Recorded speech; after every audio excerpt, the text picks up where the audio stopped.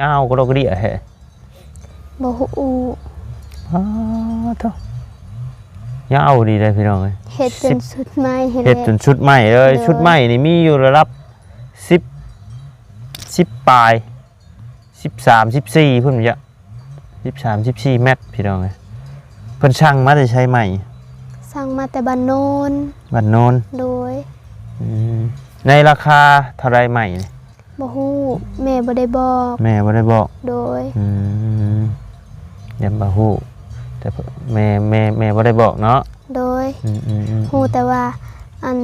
ซื้อไม้อันนี้นี่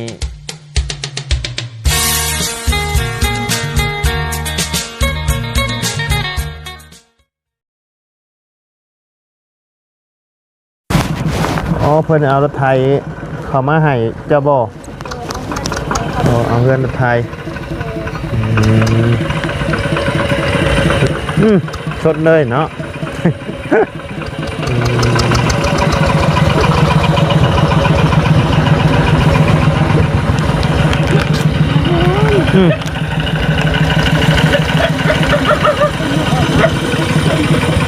ลูกเจ้าบ่สบายดีเด้อ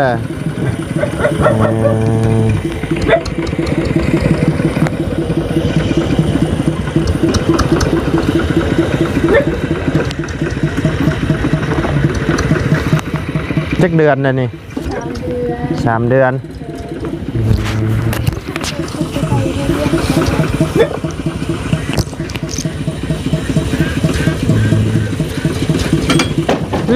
โอ้เนาะโหดดีนี่ จับถิ่มเลยนี่ โอ้ผู้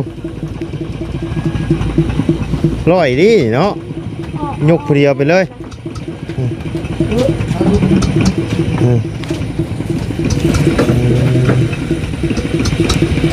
แสดงว่าเบาเลยนี่เนาะ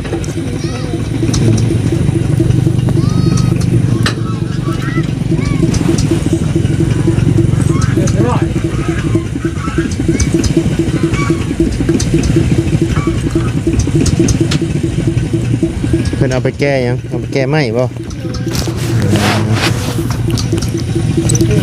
แก้ไหมเฮ็ดเทือนบ่ไหม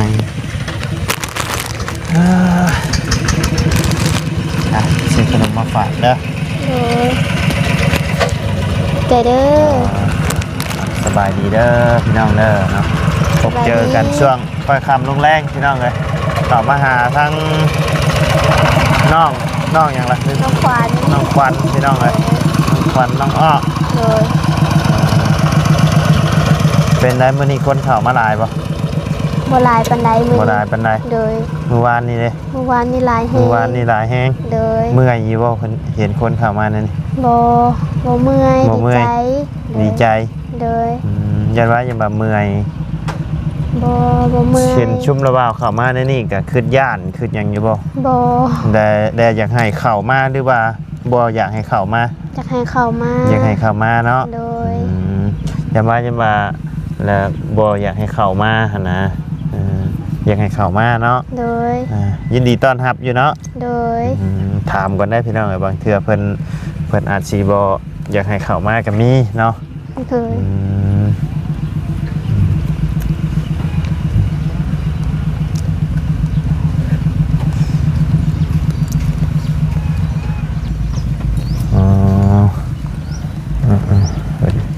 อันน้องผู้นี้ว่าทางเบาเสียงเพิ่นทายนะโดยเพิ่นเป็นอะไรเพิ่นน่ะอันครอบครัวเพิ่น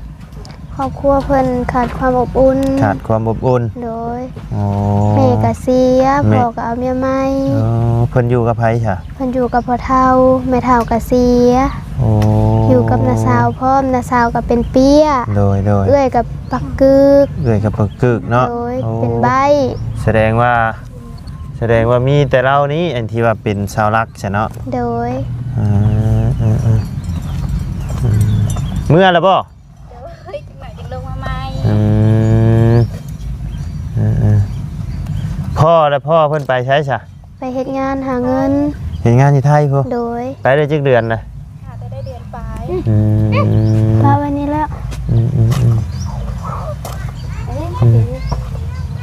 เพิ่นบ่ให้บ่อยู่นี่ บ่ เอ้ยเนาะหาสิได้จักเดือนนะจะบอกนี่ อาจจะได้3 เดือน 3 เดือน โดย เบิ่งนี่นะ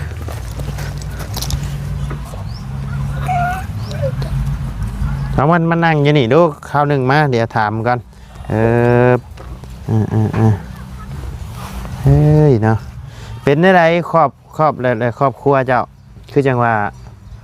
เห็นทางบ่เชียงบรรทายลงคือจังว่าอันนั้น ครอบครัวขาดการ ฮะ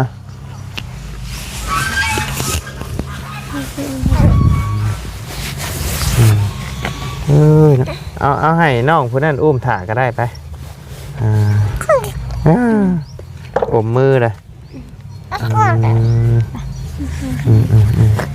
น้องหลุดมือเด้อ มาเล่นน้ำกันคู่มือเนาะ มือหักลงมามื้อนี้แต่ปกติก็น้องก็ไปลินน้ำเพิ่นอยู่แล้วเพิ่นก็เงาคือกันไปลินน้ำหลานนั่นแหละ เป็นอะไรครอบครัวเฮือนเจ้าอันพ่อแม่เป็นอย่างไง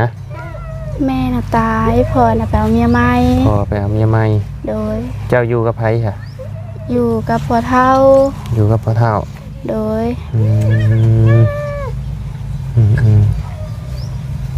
เพื่อนเจ้าอยู่หม่องไหน ข้างคืนมีต้นม่วง มีต้นม่วง แค่เพื่อนมีเป็นน้องซ้าดอกมีกอนน้ำไม้จังไฟในเพื่อน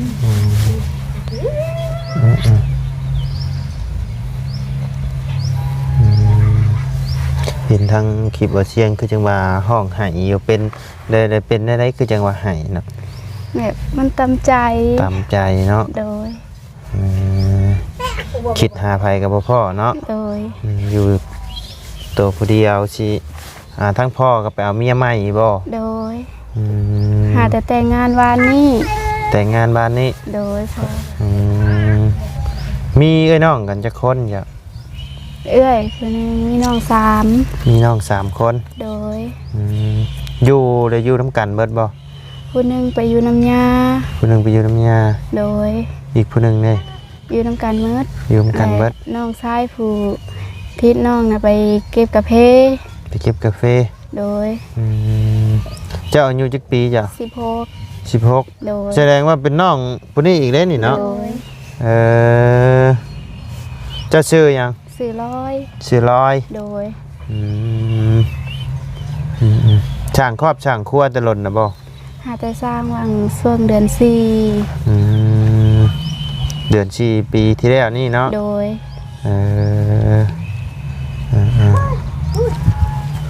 คือจังว่าเอื้อยก็เป็นใบ้บ่ โดยเพื่อนเป็นมาแต่เกิด อยู่กับพ่อเฒ่าบ่จ้ะ โดยอยู่กับพ่อเฒ่าอยู่กับพ่อเฒ่ากับเพื่อนคนละหลัง เพื่อนคนละหลัง โดย จะอยู่น่ะจะอยู่เฮือนเจ้าเองบ่ อยู่เพื่อนเอง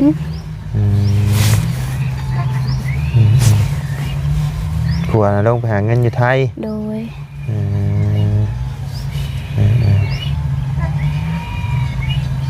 หาเงินอยู่ไทย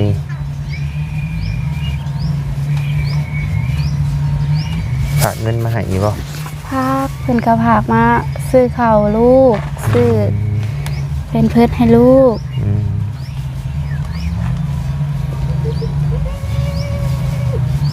คือบ่ลงไปหาเงินน้ำผัวจ้ะ บ่มีใครเอาลูกให้ เอาลงน้ำแล้วล่ะ เพื่อนยังน้อย เป็นยังน้อย โดย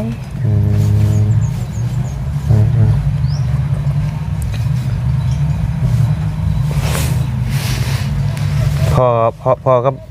แม่นะแม่เสียแต่ลนนะบ่แม่นะ เสียได้4 ปีแล้ว เสียได้4 ปีแล้ว โดย แต่ทั้งพ่อนี่ไปเอาเมียแต่ลนนะบ่หรือว่าหาสิไปเอานี่ เอาได้ปีปลายแล้ว ปีปลายแต่ว่าหาสิแต่งงานนี่ โด เนาะ ย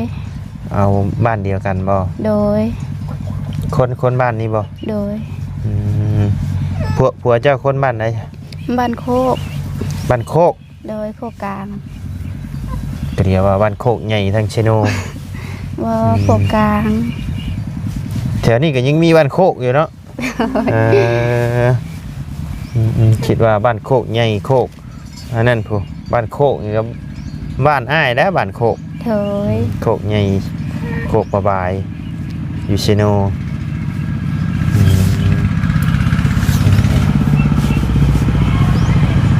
โอ้เด้งโหดนี้เนาะ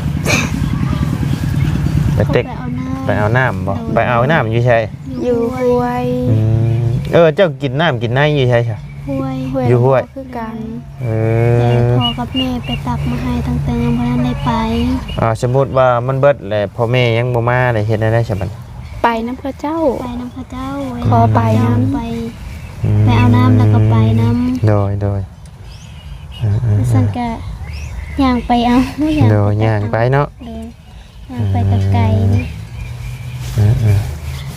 ไปหาบเอาซ้ำหาบได้ โดยเอาโอเคจะขอบใจละลายเนาะโดยยันว่าอันอยากเมื่อเฮ็ดเบี้ยเฮ็ดหยังอยู่เฮือนเนาะขอบใจละลายเดี๋ยวสิไปเยี่ยมเด้อโดยขอบใจเนาะเดี๋ยวสิไปเยี่ยมเบิ่งอยู่เฮือนเพิ่นแหละมาขอไม้กันหยิบไม้นะเพิ่นก็ลูกคำผ้าเนาะ โดย ลูกคำผ้าแม่ตายปะพี่น้อง โดย แต่ว่าทั้งเจ้านี่ผมเป็นลูกคำผ้าแต่ว่า แต่ว่าก็ได้อยู่กับน้อง2 คนเนาะ โดย ก็พัดผ้าจากกันย้อนความจนพี่น้องเลยพ่อกับแม่ไปหาเงินลูก2 คนก็อยู่บ้านเผาเป็ดเผาไก่เผางัวเผาควายอยู่บ้านเนาะ โดย เครื่องคองคายมื้อนี้ก็ไปอันหาแย่ไข่มดแดงอีกบ่มื้อนี้ก็ โดยไป ได้เท่าไรมื้อนี้ มื้อนี้ได้20,000 คือได้หน่อยแถมมื้อนี้ มีคนโทรให้มาหามาเพิ่นมาหาอยู่เฮือน มีคนโทร โดย เพราะว่าช่วงนี้ก็สิมีทางทีมงานเข้ามาหาพี่น้องเลยข้างน้องเพิ่นก็อาจจะบ่ได้ไปเนาะไปช่วงเช้าๆเอาเนาะ โดย ไปกับน้องนี่บ่หรือไปผู้เดียว ไปผู้เดียวน้อง ไป ไป ผู้เดี โร ยว งเรียนมื้อนี้ น้องไปโรงเรียน เลย โดยพอได้ชื่อเกลือประเดกปิงนัวเนาะ โดย ดีแล้วพี่น้องเลยน้องเพิ่นยังฮู้จักทำมาหากินได้พี่น้องเลยน้อยๆนี่หั่นได้เด้ ย่างนี่ปับเฮ็ดบ่ได้เมื่อยง่ายได้คนนะนี่พี่น้องเลย โดย สู้แท้ได้นี่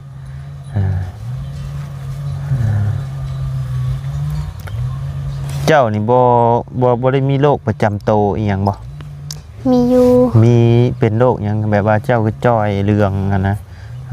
ใจเรื่องก็เป็นแบบน้องบ่ได้ค่อยกินข้าวกินน้ำแบบนี้แหละแบบน้องแบบมันบ่ขุดยาก เมื่อยบ่ เนอะแบบเมื่อยก็ว่าแม่นแบบไปเฮ็ดเวียกเมื่อยแบบไปมาเมื่อยแล้วแบบบ่อยากข้าวอยากน้ำเลยแบบนี้นะ เคยไปตรวจเบิ่งว่าแบบว่าขาดเลือดจางหรือว่าขาดเลือดขาดหยังอยู่บ่ บ่เคยไปตรวจแต่ บ่ ว่า เคยไปตรวจ น้อง เนาะ เคยแบบน้องเป็นไข้ตอนนั้นน้องเป็นไข้แห้งน้องก็เลยใส่สโลม เนาะ เพิ่นว่าเลือดน้องหันดำแห้ง เจ้านี่เบิ่งคือสิเลือดจาง โดย แบบว่าน้องเพิ่นเดืองพี่น้องนี่ขาดเลือดคนแบบคนจอยนะเดืองเนาะ โดย แต่ว่าเฮ็ดเบี้ยเฮ็ดหยังก็ปกติก็บ่ค่อยเมื่อยปานใดเนาะ โดย จะมา ป เมื่ ก อย ติดีแบบธรรมดาเฮ็ดเวียกอะบ่ได้เมื่อยแฮงปานใด น้อย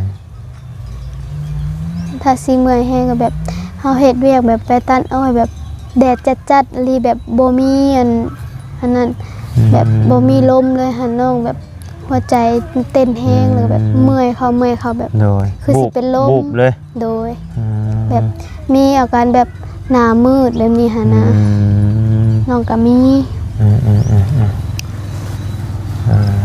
โจ้เจ้าก็ไปตัดตัดอ้อยคือกันบ่ โดยไป โอ้แสดงว่าเฮ็ดทุกอย่างเลยได้นี่เนาะ โดยตอนปั่นเข้าหันน้องก็ไปเป็นกรรมกรเขา ไปโยนเข่าเครื่องปั้นนั่นแหละ โดย โอ้ เป็นลมเทื่อนึง เป็นลมตัวนึง โดย โอ้ลอยดีนี่ แดดจัดแฮง โอ้ถือว่าสู่ชีวิตได้นี่พี่น้องเลยเราเบาแท้ๆเนี่ยอ้ายแท้ๆยังไม่เคยได้ไปยักเทื่อได้ยูนข่าวยูนอย่างนี้มีแต่มาร้านเจ้าของแหละยูนช่วยเพิ่นเล็กๆหน่อยๆชื่อใด โดย โอ้ไปน้ำรถเลยเนาะจ้ะเนาะ โดยไป ม ไปย้อนแบบเข้าบ่พอกินนี่แหละจังไปน้ำเพิ่นขอไปน้ำเพิ่น ขอไปน้ำเพิ่นพ่อได้ข่าวเพิ่มกันเนาะ โดย กันยังดีเพิ่นกันยังให้ไปน้ำเนาะ โดย เป็นของพี่น้องบ่ โดย โอ้ถือว่าเก่งเลยนี่เนาะไปฮอด ปั่นเข่าวปั่นน้ โดย ำไปย่อเข่าวย่ออย่างโยนเข่าวโยนอย่างซอยแล้วเนาะ โดย ยุกกระสอบน้ำบ่ ยกกระสอบยกบ่ได้ ก็เดียวว่ายุกกระสอบไร่เขาก็ยอมจะได้ข่อย ยกได้แต่ตุกน้ำ อ๋อ แบบตุกน้ำที่เอาไปกินนั่นแหละกับ โดย ไปหินน้ำใส่เครื่องจักร อ๋อโยนเข่าวโยนอย่างเนาะ โดย ได้จักสอบเพิ่นปันให้จักสอบ ได้10 สอบ ได้10สอบ โดย อ๋อก็รวมทั้งอันในนากับ10บ่ โดย เป็น20เนาะ โดย โอ้แสดงว่าเก่งเลยนี่พี่น้องเลย สุดยอด มันแบบบ่มีทางไปแบบมันช่วงที่มีทางไปก็ไปแบบช่วงแบบมันเป็นตามฤดูอะนะแบบอันช่วงดำนาน้องก็ไปรับจ้างจน โดย เท่าแล้วผู้และเท่าเขาเช่าจ้างแล้วน้องก็ยังมาเฮ็ดนาเองแบบมาดำนาเอง โดย ไปน้ำเกี่ยวข้าวก็คือกันถ้าเขาตัวเองยังบ่ทันสุกก็ไปรับจ้างจนเขาตัวเองสุกผู้และ โดยจนเข่าตัวเองชุกเนี่ยมาเฮ็ดเบียกเจ้าของเนาะ โดย บ่ได้อยู่บ่ได้เช่า โดย คนน้อยๆนี่ดุได้พี่น้องเลยเบิ่งคนกับฮู้พี่น้องเลยเบิ่งคนกับพ่อเบิ่งออกอยู่แบบว่าฮู้จักทำมาหากินฮู้จักอยากได้อยากมีเนาะเบิ่งคนนี่แต่ก็คือสิแบบว่าเงินคำหรือคือสิบ่พุ่มเพื่อยคือสิประหยัดเก่งอยู่ โดย ชื่อนั่นชื่อนี่บ่เงินได้มากะ ซื้ออยู่เป็นแบบบักซาลีบ่แนวใดตัวเองอยากก็ เนี่ ซื้ ย อกิน ตัวเองอยากเนาะ เลย คันบ่จำเป็นบ่ บ่จำเป็นแบบคืออยากก็แบบคือซื้อๆก็บ่ซื้อถ้าบ่อยากแฮงแบบหันอยากกินแห้งแบบอันนี้อยากกินแห้งอีหลีรอก็เลยซื้อแบบนี้นะซื้อแล้วก็เอามาปั่นน้อง น้อยมีหยังที่อยากที่สุดตอนนี้มีอยู่บ่แนวที่อยาก มีอยู่อยากกินซีน อยากกินซีน โดย โอ้อยากกินซีนเนาะซีนงัวนี่บ่ โดยซีนวัวก็ได้ซีนหมูก็ได้แบบนี้นะแต่บ่มีเงินซื้อก็เลยบ่กิน หมูกิน โดย โอ้ใครอยู่อยากกินซีนกินหยังก็สิหาได้ง่ายอยู่ดอกพี่น้องคันอยากแบบคือน้องบุญมีบุญมาอยากกินกุ้งไอ้ล็อบเตอร์ซัมแคนนี่ปะโอ้ บ่ไล่ก็ยังบ่เคยกินพี่น้องไอ้กุ้งตัวนั้น อยากกินซีนเนาะ โดย บำรุงตัวเองน้ำและได้กินซีนก็สิกินข้าวแซ่บอยู่ดอกเนาะ โดย แต่ละมื้อกินข้าวกันยังจ้ะ กินข้าวกับบางมื้อกับปลาบางมื้อกับแกงหน่อไม้ดองส่วนลักๆอะไรก็มีแต่แกงหน่อไม้ดองนั่นแหละหลายที่สุด โดย แล้วก็กินแบบอันกระปูอันคูดมาแจ้วมาป่นแบบนี้ก็กินกับ โดย กระปูมันคือกับต้มไข่ซื้อไข่มา2หน่วยกับปันกับน้องผู้ละหน่ ผู้ ว ละ ย หน่วย โดยซื้อมีมาต้มก็กินกับข้าว โดยอยู่ร่วมกัน2คนนี่ก็เคยพิดกันอยู่บ่ เคยอยู่ เนาะ โดย พิดกันกับข้าวเดียวกับเช้ากันเนาะ โดย กับเป็นธรรมดาพี่น้องเอ้ยน้องเนาะ หยอกกันนี่แหละหยอกกันแห้งแล้วก็พิดกันแล้วก็มาหยอกกันใหม่กับเศร้า เลย นี่แหละ เปลี่ยนธรรม บ่ ดา ได้เคย เนาะ พิดเรื่องเท่า เล อื่น ย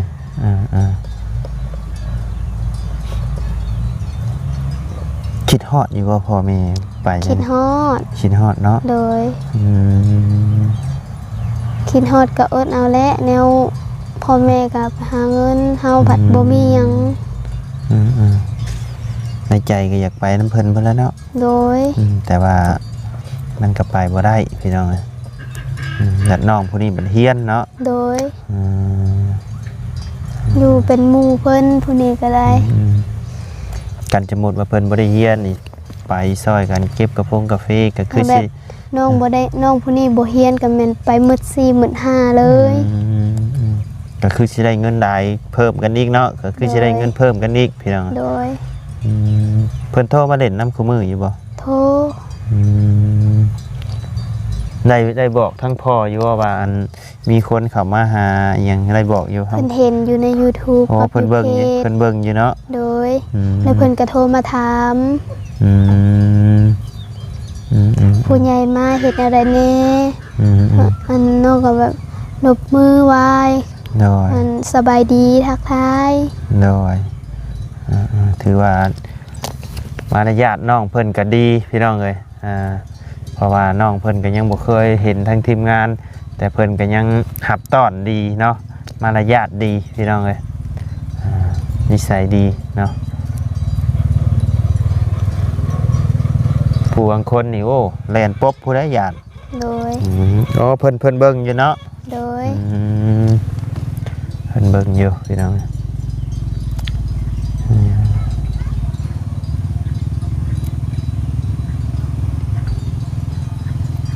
ไปหาเงินมา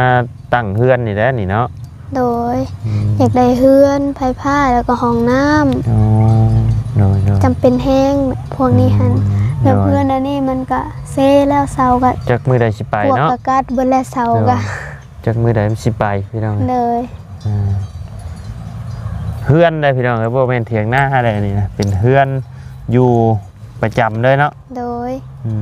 อยู่ประจำเลยตลอดแรงตลอดปีโดย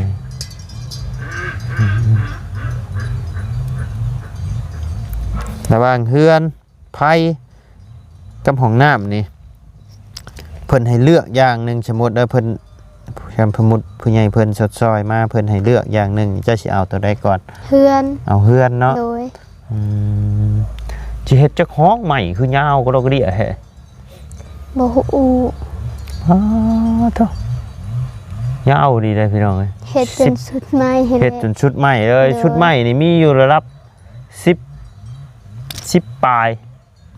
13 14พุ่นบ่13 14เมตรพี่น้องเอ้ยเพิ่นช่างมาได้ใช้ใหม่สั่งมาแต่บ้านโนนโดยในราคาเท่าไรใหม่บ่ฮู้แม่บ่ได้บอกโดยยังบ่ฮู้แต่แม่บ่ได้บอกเนาะโดยฮู้แต่ว่าอันซื้อไม้แค่นี้อันนี้นี่เงินเพิ่นเฮ็ดยังใช้ซื้อไม้นี่เงินมาแต่เฮ็ดเวียกแต่ไทยโอ้พ่อกับแม่ไปไทยบ่โดย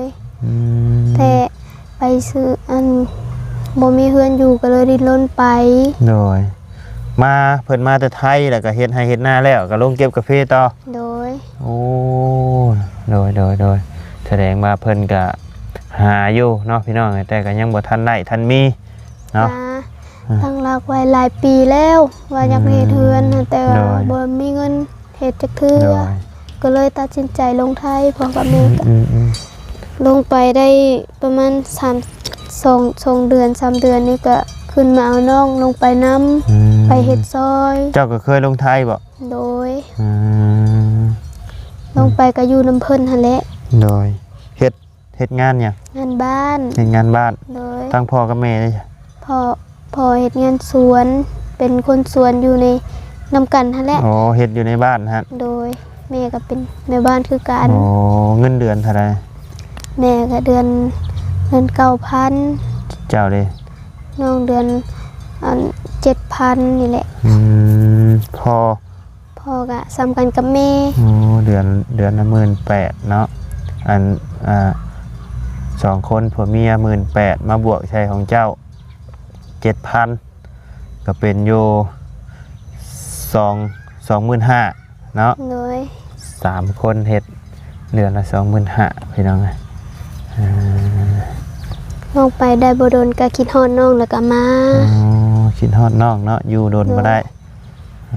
น้องบ่ได้ลงนำบ่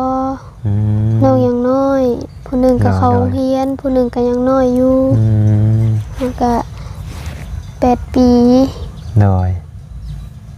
ผู้น่ะแฮงดื้อ เล็กน้อยกำลังดื้อ เลย อ่าได้ยังกินข้าวแรงใช่มั้ยนี่ มื้อนี้ได้มักแตงกับปิ้งตับเบาอันเหยาเอาให้ อืมภาษาโอเคเนาะมีแต่ว่าทั้งง่ายก็จะได้ออกไปเบียกต่อก่อนเนาะ โดย มือหน้ามือในสิมาเยี่ยมมายามใหม่เด้อ โดย โดยสบายดีเด้อเนาะไปมาขอไม้เนี่ยมาสู้ๆเด้ออยู่กับน้องนี่แหละพี่น้องป้าชาพี่น้องเอ๋ยสำหรับคลิปนี้ทางบ่อไร่ก็จะได้ขอจบคลิปปิดคลิปลงไว้เพียงสำนี้ก่อนเด้อพี่น้องเด้อพบเจอกันในคลิปหน้าเนาะไปละพี่น้องสบายดีเด้อ